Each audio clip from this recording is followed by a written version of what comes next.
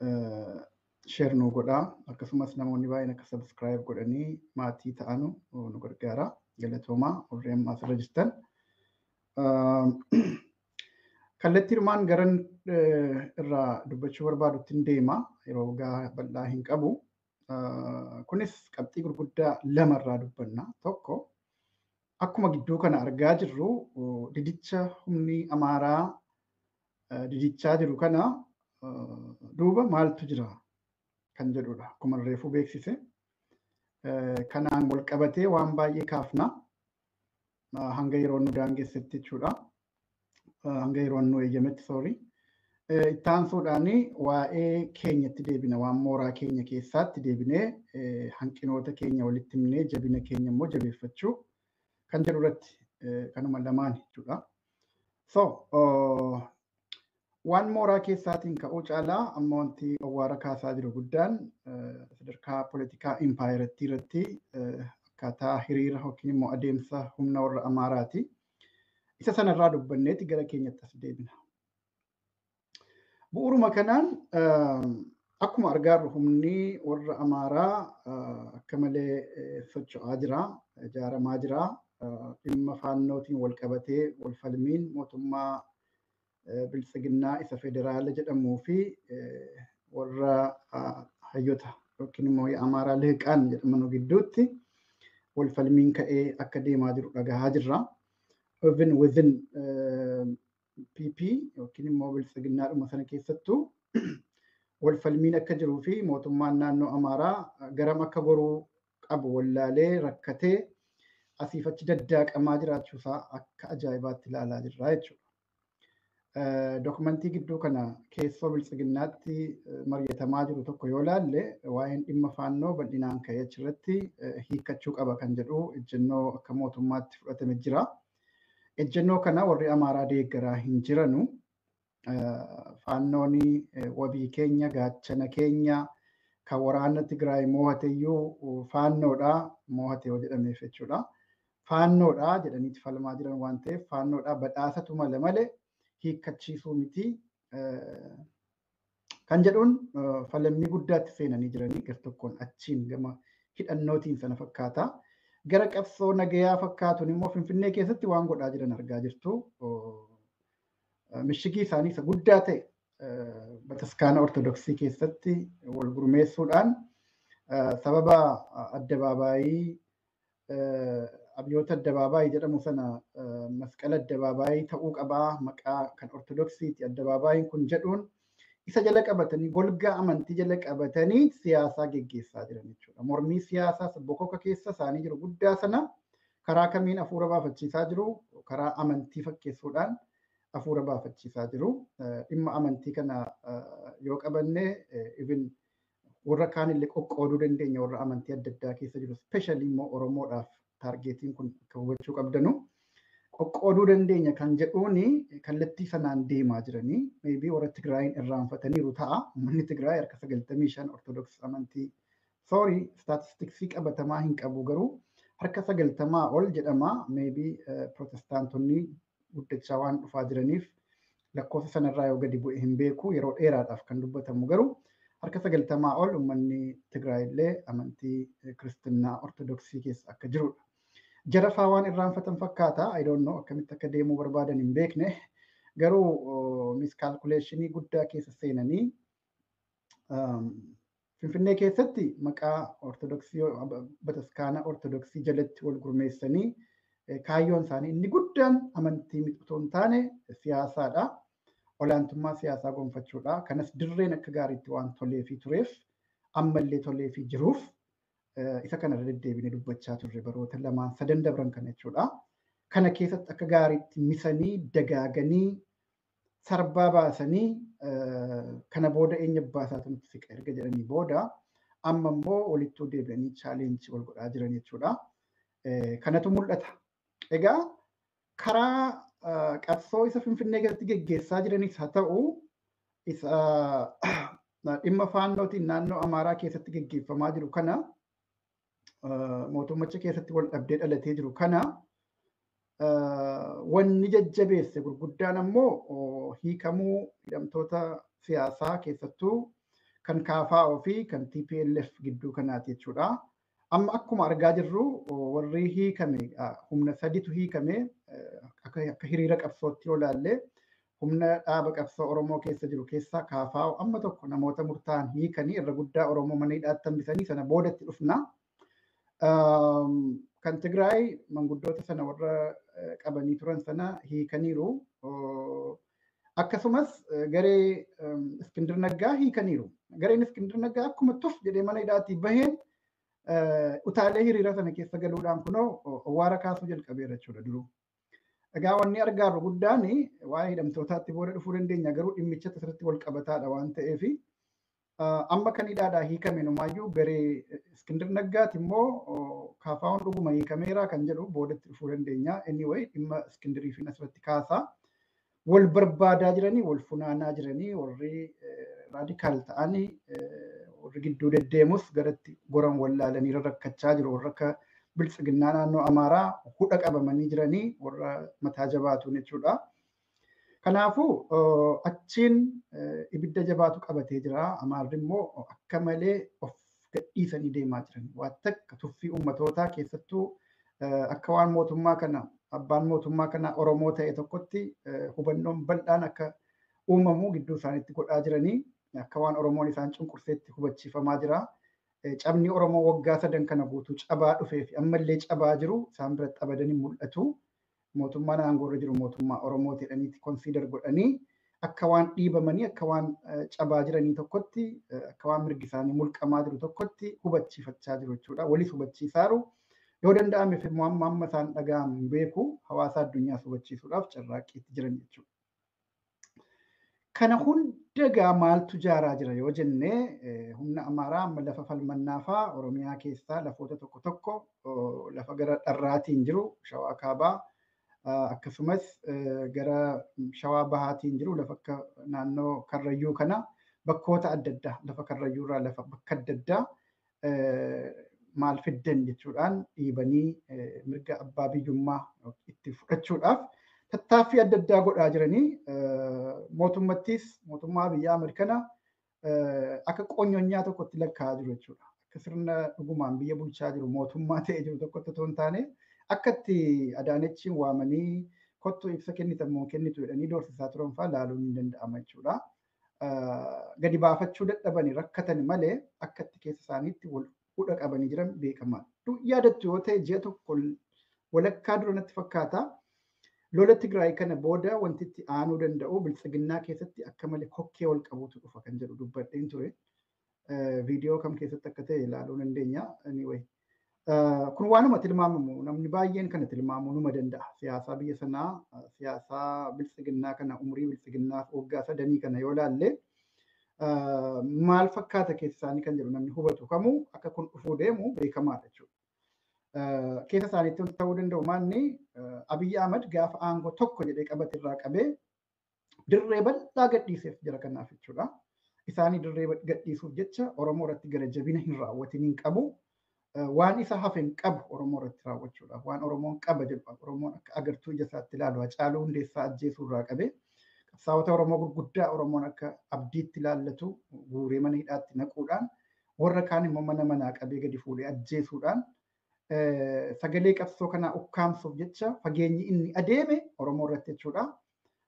Jara kanaaf akka malee dirree gadhiisuuf kan yaadame ture. Inteenshiniin isaa guddaan mootummaan kan keessanii naan bulaa aangoo kiyya eebbisaa fudhadhaa nugusummaa koo barcuma koo na jalatti qabdanii hin raasinaa kan jedhuuf isiniif jecha Oromoo maaluu godhuu hin danda'a kan jedhuun akka barbaachisutti Oromoo cafaqee waggaa 3 kana qoqqooduudhaafis tattaaffii guddaatu godhame Oromoo kana walitti garagalchanii wal dura dhaabuudhaaf jechuudha. Kana hundayyuu godhamee egaa amma Amaarri ammallee garaa hin geenyeen jechuudha. Sirnuma federaalizimii jedhamu kana amma baqaqsinee balleessine keessattuu Oromiyaa jedhamtu kana diignutti abadan rafnee hin bullu biyya keenya biyya Amaaraati Itoophiyaa dhumtinuu qabeenya Amaaraati kaampaanii Amaaraati sadarkaa jedhutti warra bahee dubbachuu danda'e jira. Warra immoo keessatti qabatanii hojii isaanii hojjechaa jirantu jiran jechuudha. Kun hundi dirree Abiy Ahmed isaaniif gadhiiseen kan ta'edha. Guyyaa tokko garuu Abiyyiif akka gatii isaa kennuufii jiran dubbachaa turre kun bor waan dhufuun hin oolle jechuudha. Ammas qabadhaa. ammas qabadha. Tokkoffaa dhiigni Oromoodhaa akkanatti dhangala'aa jiru kun hin iyya.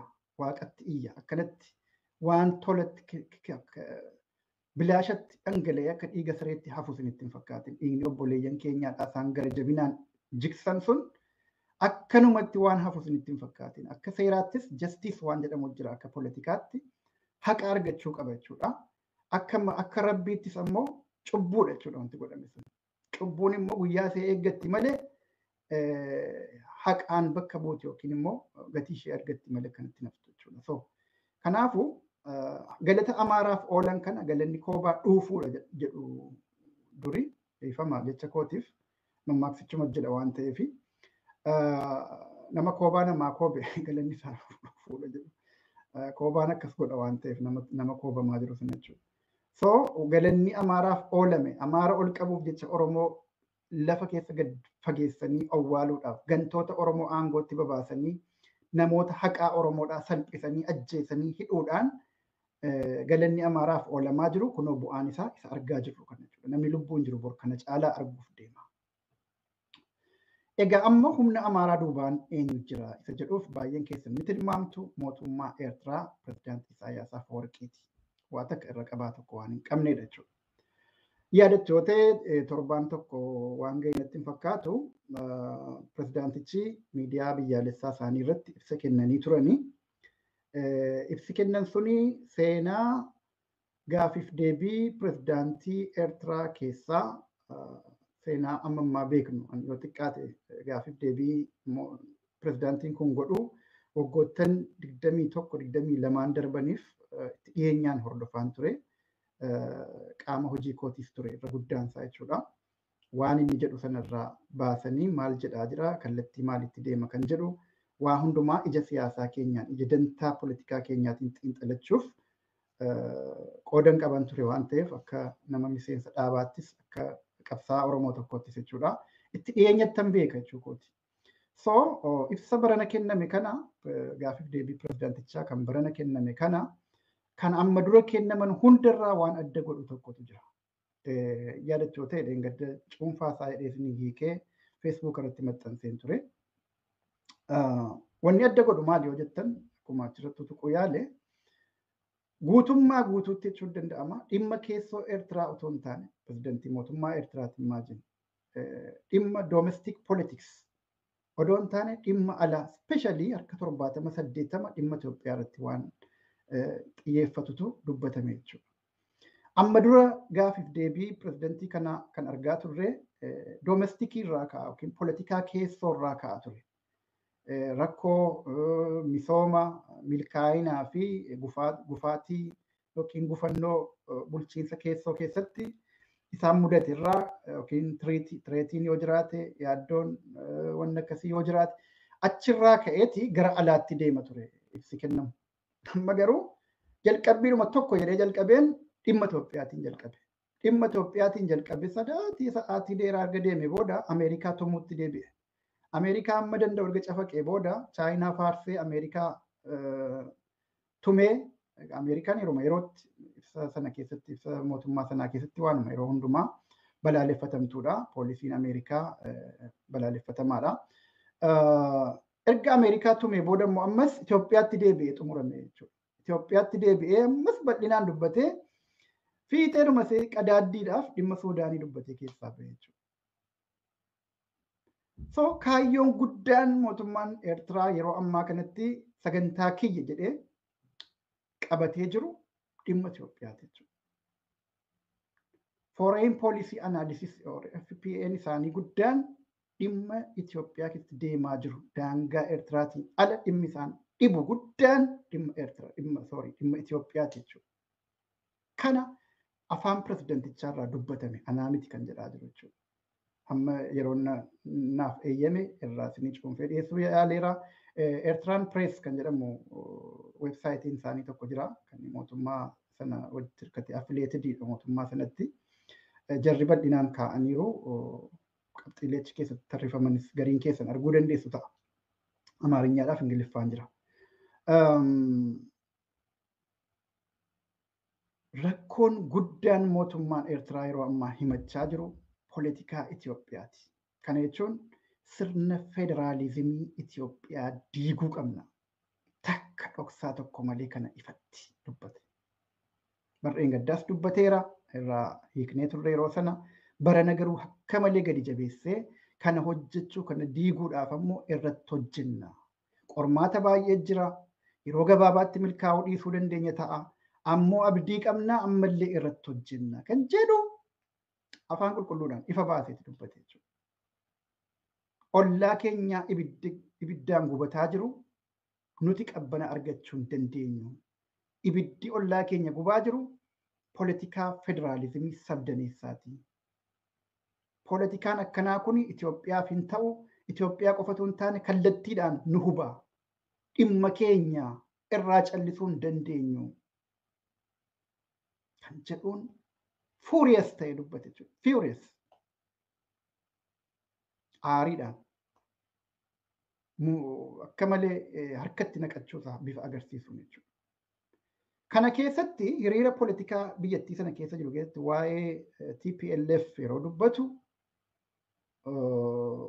aantummaa warra Amaaraatiif qabu immoo ifa godheera. Ifa godheera. Antaagonizimii yookiin immoo diinummaa wal diinumfannaa mooraa qabsoo Amaaraatiif mooraa qabsoo warra Tigraay gidduu jiru yeroo dubbatu kan warra mooraa qabsoo Tigraay akka diinaatti ilaaluudhaan xiqqeessuudhaan tuffachuudhaan mooraa qabsoo warra Amaaraa immoo faarsuudhaa fi fira godhachuudhaan ifa godhee dubbateera. Kun warra Tigraay qofaaf miti. Asirra dubbiin kan jiru. Haasaa isaa yeroo dhaggeeffattan kallattiidhaan Oromoo waan tuqeen qabu. Oromoota akkana nu godhaara yookiin Oromoon diina yookiin akka wayyaanee jedhee tuqu sanatti Oromoo waan tuqe hin qabu. Ammoo ifaadha. Alangeen eenyuuf jedhu ifaadha. Mammaaksaan jiru tokko akkasuma alangeen mirmirfamu fardaa fi waan jedhamu tokko jira. Soorii qabatamatti irraanfadheera garuu mammaaksa sana. Dubbiin nuuf deemti jechuudha. Maaliif humna federaalistii guddaa jedhamee kan beekamu biyya sana keessatti humna Tigraayiif humna Oromooti. Kun waanuma beekamaadha. Uummanni Oromoodhaa federaalizimii ijaaruuf qabsoo godhaa jira miti kanan jechaa jiru. Oromoon wanti inni barbaadu biyya abbaasaa Oromiyaa irratti abbaa ta'uudha. Kun fedhu kophaatti ba'anii mootummaa sovereign ta'e ijaarrachuudhaan ta'uu danda'a. Mootummaa walaba yookaan ammoo yoo waliigalteen jiraatee warra kaan wajjin jiraachuudhaaf bifa federaalizimii yookiin konfedereeshiniitiin waliin jiraachuudhaaf uummanni Oromoo boru waan murteeffatu isatu beeka. Garuu immoo Oromiyaa irratti abbaa Oromiyaa ta'uun gaaffii qabsoo Oromooti. Mooraa qabsoo Oromoo kanarratti wal ta'a. Takka shakkiin tokko hin jiru kun. Kana waan beekanuuf jecha Oromiyaan qabsoo Oromoo keessatti mooraa qabsoo Oromoo keessatti kan Oromiyaa haalu yoo jiraate kan Oromiyaa didu yoo jiraate inni diina malee fira qabsoo Oromoo miti jechuudha. Mooraa dhiisiitii uummatuma Oromoo keessayyuu Oromiyaan diigamuu qabdi kan jedhu yoo jiraate ergamaa diinaati shakkii tokko malee jechuudha. Kanaaf isa kana argaa jibbaa jiran. Actually OPDO keessattis isa kanaan nagaduu barbaadu. Oromiyaa nuti tiksaa jirraa, Oromiyaan akka jiraattu barbaannaa kan jedhuun nu fakkaachuu yeroo baay'ee kana fakkaatteetti OPDO'n kan nutti dhiyaatte gudii nu godhaa baate. Eeggachuu barbaachisa boriif waan kaleessaarraa madaa kaleessaarraa barachuu danda'u qabna waan ta'eef. Isaayyaas jechuudha. Federaalizimiin sabdaneessaa Itoophiyaa keessattuu kan Oromoo kanatu madeesse jechuudha. Oromiyaa bal'aa akkasii kan akkuma waan warri Amaaraa fiil godha namichi. Maaliif biyya isaaniitu biyya sablammoota sagaliiti. Eertiraan keessa turre sirriitti beekna. Keessa turuu immoo nama hin gaafatu alaayis qorattee beekuu dandeessa waan salphaadha. Garuu keessumattuyyuu daayikootomiin jiru maal fakkaata? Marginalizationii wayii jira moo hin jiru? Kan jedhu keessa galee waa'ee poolitikaa isaanii bal'inaan dubbachuu hin barbaadu. Garuu rakkootu jira. Akkuma Itoophiyaa keessatti olaantummaa saba tokko jennee dubbannu achis rakkootu jira.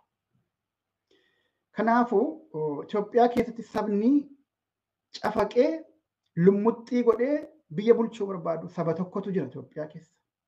Eertiraas akkasuma sabni tokko jira. Isiniif agarra. Waan wal isaan fakkeessu jira jechuudha. Kaleessa Itoophiyaan kolonaayizeera keenya jedhaniiti waggaa 30 guuta falmanii jalaa bilisa bahan.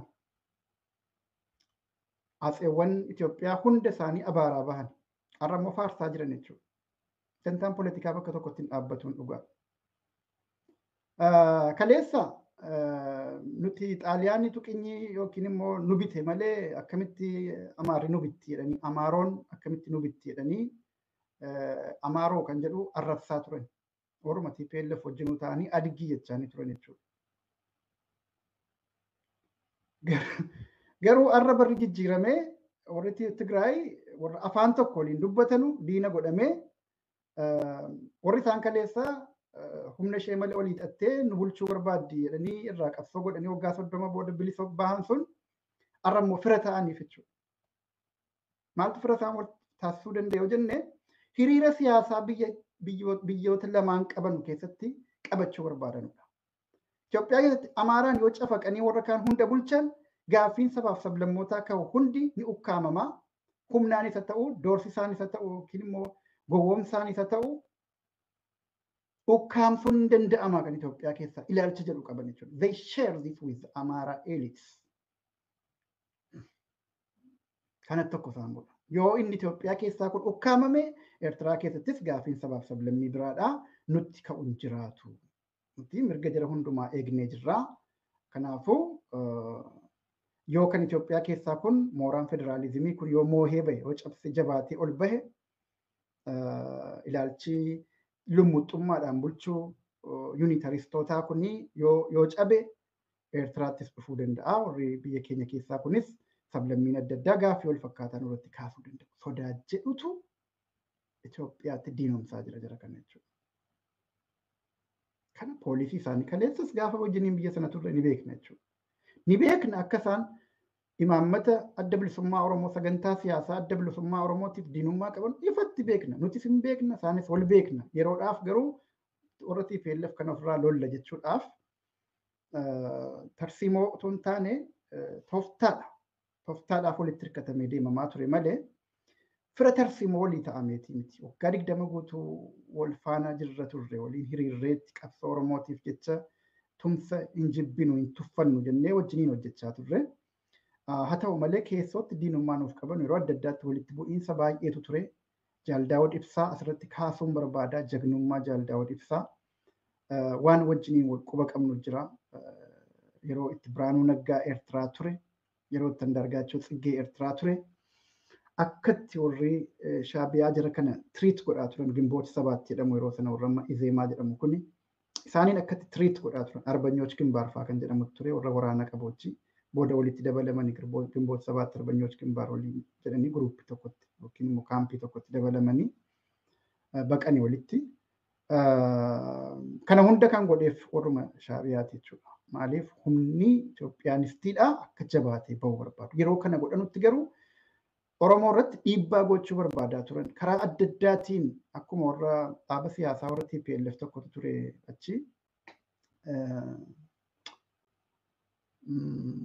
Maqaa seerraan fadheeraa dhaaba siyaasaa ofumaa jarumatti ijaare achumatti Oromoo Eertiraatu ijaare. Namicha dhugaadhumaan TPLF keessaa ganee jalatti dabalame tokko boodan ajjeesanii akka jedhamutti. Anyway jarumatu ijaare san. Akkuma sanatti hoogganan akkuma sana kontirool godhanutti qabsoo Oromoo yookiin adda bilisummaa Oromoo saanchariidhaaf Eertiraa jirullee itti abbaa ta'uudhaaf akka barbaadan harkatti naqanii gara barbaadanutti micciiruudhaaf carraaqqii adda addaa godhaa turan. Waldhabbii Oromoo keessatti qabsoo adda bilisummaa Oromoo keessatti 2008 ta'e keessatti illee qooda guddaa qaban jechuudha. Waan haqa walitti himuu dandeenya. Qabsoo Oromoo bakka lamatti qabsoon dhaabni sun akka inni bakka lamatti bahu gochuu keessatti warra bakka lamaan kana keessaa gamaa gamana bahee tokko gaafa kaanis tokkotti fira fakkaatanii isa kaanii warra kuchiisu waloonni gochuu sanatti yoo galle keessaan baanu bal'aadha wantichi jechuudha. Wanti bara sana ta'e. Kanaafuu kana hunda keessatti Shaabiyaan qooda qaba. Qabsoon Oromoo akka milkaa'ee bahu hin barbaadan. Garuu itti qabatanii akka bulguu jedhanii daa'imattiin yookiin immoo waraabuu jedhanii daa'imattiin sodaachisan tokkotti wayyaanee ittiin sodaachisuu barbaadu. Erga wayyaanee cabsanii booda garuu harkatti galfachuu barbaadu turan. Kana Jaal Daawud ibsaa abadanii fudhatu ture. kanarratti waan baay'ee ta'anirra akkaataatti isaanii miidiyaa isaanii irratti waan kaayyoo qabsoo Oromoodhaa abaaru Biraanuu Naggaa fa'aa Andaargaachoo Tsiggee fa'aa bahee dubbate miidiyaa isaanii RTV irratti jechuudha. Reediyoo Dimtsaaffash irratti jechuudha. Akka barbaadu nutti dubbatan. Nuyin garuu nu dhoowwan jechuudha. Deebii kennachuu nu dhoowwani lakkii sagantaa siyaasaa keenyatti waan bu'u dubbachaa jiranii. Waan uummata Oromootiif uummata Amaaraa walitti buusu dubbachaa jiranii. Jennee appil goonee appiilii keenya sana fudhachuu didanii waa hedduutu ture. Especially 2011 natti fakkaata rakkoo guddaatu ture jechuudha.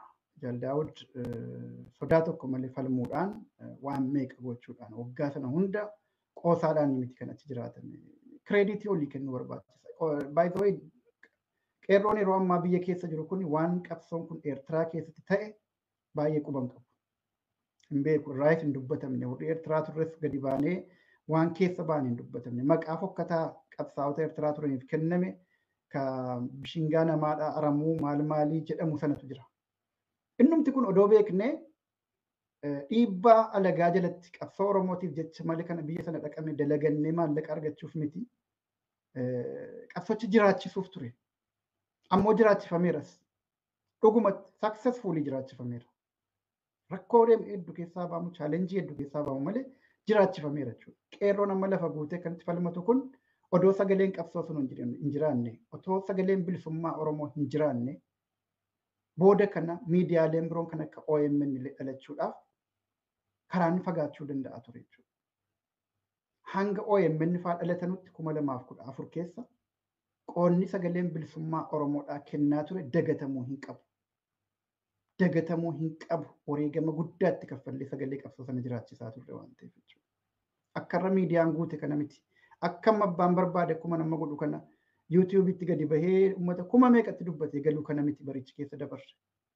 Anyway, mata duree biraatti seenuudhaaf miti. Akkasitti otoo gadi nu qabanuuti qabsocha jiraachisuuf jecha waan meeqa obseeti qabsoo Oromoo especially warri hogganoonni adda bilisummaa Oromoo yeroo ammaan tanaa hidhaa jiran baay'een isaanii jechuudha. Kana keessa kan isaan ba'an arrallee biyya abbaa isaaniitti galanii hidhaa keessa jiru. Yes, kana beekuu qaba uummanni Oromoo jechuudha. So, mootummaan sun jechuu kooti. Akkasitti nuun gadi qabuudhaaf waraanni keenya gaafa biyyatti bobba'e akkuma biyya seeneen harka diinaa bu'a. Maal Oromoon lugnaan mana ga'u jechuun waan kaayyoo ofii hin beekne daangaa Oromiyaa seenaan utaalee kan tokkichumaan diina harka bu'u miti. Miti qabsoo onneedhaan onnee ijoollee Oromoo kun argaartani waraana bilisummaa Oromoo. Isuma kana waraanni kun. Waboodhuma kana bar. Ijoollee nama jirtu kuni guddisa waraana bilisummaa Oromoo Eertiraa tureeti. Eenyu marroon eenyu kumsaa dirribaa. Kanneen biroo meeqaatama jiran jechuudha. Kan ganes kan ammallee qabsoo keessa jirus warra kaleessa Eertiraa keessatti obsa meeqa qabatee obsa meeqaan qabsoo kana jiraachisuuf dirqama qabsoochitti kennu dhaabichitti kennu fudhachuudhaaf of kennee biyya sana ture baay'een jechuudha. Kanaaf akkasitti gadi qabaa sana keessa jiraatamullee keessaa bahameera ni beekna jechuudhaaf kana hunda kaase ilaalcha nuuf qaban maaliif nutu Oromoo jedhee saba tokkicha saba guddaa keenya bilisa baasuudhaaf jennee deemna waan ta'eef isa kan abadan hin jaallatan. Uummanni sun illee hin jaallatu haqa dubbachuudhaaf. Maaliif Oromoo qofa jettanii bakka Itoophiyaan jettanuu maal Itoophiyaan molumatti jettanuu akkanuma jedhu beektu maali kan ofiitu keessaan itti mul'ata waan ta'eef bar dhimma keenya irraa dantaa qabaatanii miti. Kan ofii isaaniitu keessaan itti mul'ata. Otoo saba tokkicha ta'anii akka keenya kanatti akkasin jedhanu ture jechuudha. Tigraay amma akkas nuun hin jedhu maaliif saba tokkicha. TPLF bar Oromoon diigamuu qaba, Oromoon cabuu qaba, baduu qaba, Oromummaan baduu qaba, Oromiyaan baduu qabdi hin jettu bar jedhu kun TPLF. Maaliif yoo dantaadhaaf jecha yeroodhaaf aangoo qabatanii Oromoo cunqursanii moggeessanii ofii aangoo xaanuuf jecha imaammata jibbaa fi ajjeechaa Oromoo irratti raawwatanillee dhabamuu qaba, Oromiyaan diigamee baduu qaba garuu hin jedhan. Maaliif keessaan of laalu isaanis ijaarama sabaati. Kanatu adda adda nu godha warra Eertiraatii wajjin jechuudha. Amma eenyuun fira godhataaru Amaara fira godhataaru. Maaliif? Amaaras fira tarsiimoo miti kan godhachaa jiran. Fira yerooti. akka amaarri biyya isaanii otoo aangoo qabaate otoo irree qabaate guyyaa tokko masaraa dandeenye yookiin masaraa Isaayyaas Asmaraa jiru sana keessa buluu akka hin dandeenye ni beekama. Carraa akkasii akka hin kennineef tokkichumaan utaalanii alaabaa isaanii godina Haarennet irratti yookiin Kombeshtaatoo jedhamu sanarratti akka dhaabbachuudhaaf hawwii qaban warra Amaaraa Asabiif Baatsa yookiin immoo Masawwaa harkatti galfachuudha akka hawwii qaban Qaybaayir Asab taarikaawii wadabaachin ነው maal waggaa meeqa guutuu dhaadannoon isaanii isa kana Itoophiyaa yeroo jedhamu kaartaa Itoophiyaa ammallee didee warra Eertiraatti dabalee kaasufaatu jira. Kana hunda ni beekani warra Eertiraa ni beekani garuu ammaaf Amaara wajjiniin kan nuti waliin hariiroo tolfachuu qabnu because sabboonummaa sabummaa Itoophiyaa keessatti deemaa jiru cabsuudhaaf falli jiru kan sabboonummaa sana diiguu barbaadu Amaara humni immoo hidda gadi naqatee waggaa 100 istiraakcharii qabatee jiru isuma cherchiin mataa isaatti mootummaa of danda'e tokko jechuu danda'ama. Kanaafuu jara kana yoo qabanne cabsuu dandeenya ilaalcha jedhu calaqqisee gadda pirezidaantichi jechuudha. Shakkiin qabnu irra aannaa garuu yeroo fudhata jedhe. Kun